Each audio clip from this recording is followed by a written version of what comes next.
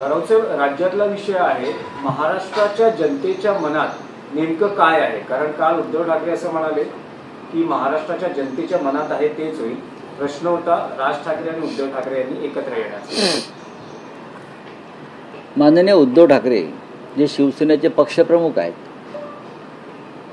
आणि जी मूळ शिवसेना माननीय बाळासाहेब ठाकरे त्याचे सर्व आहेत.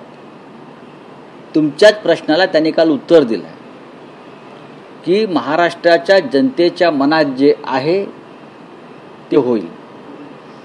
मी फक्त संदेश देणार नाही तर बातमी देईन, अशा प्रकारचं स्पष्ट मत त्याने एकदा व्यक्त केल्यावर तुमच्या मनात शंका का असायला पाहिजे? आमच्या सगळ्यांच्या मनात आहे, जे जनतेच्या मनात आहे, मराठी जनतेच्या मनात आहे. महाराष्ट्र म्हणजे मराठी माणूस, भाजपा नाही, तो उपऱ्यांचा पक्ष आहे, तो शेटजींचा पक्ष आहे.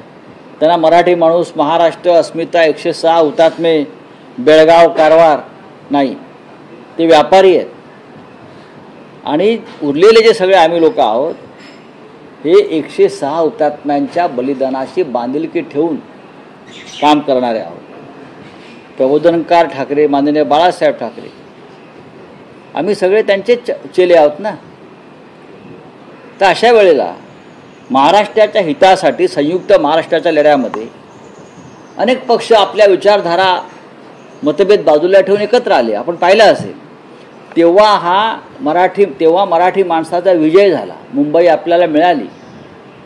मला वाटतं त्याच प्रकारचं वातावरण भारतीय जनता पक्षानं आता या महाराष्ट्रात निर्माण केल्यामुळे मराठी अस्मितेसाठी लढणारे, संघर्ष करणारे, मराठी माणसाचा आवाज हाच महाराष्ट्राचा आवाज आहे असं सांगणाऱ्या सगळ्यांना एकत्र यावं लागतं. फ्रंट पेजवर आज दोन भावांचा फोटो अनेक वर्षानंतर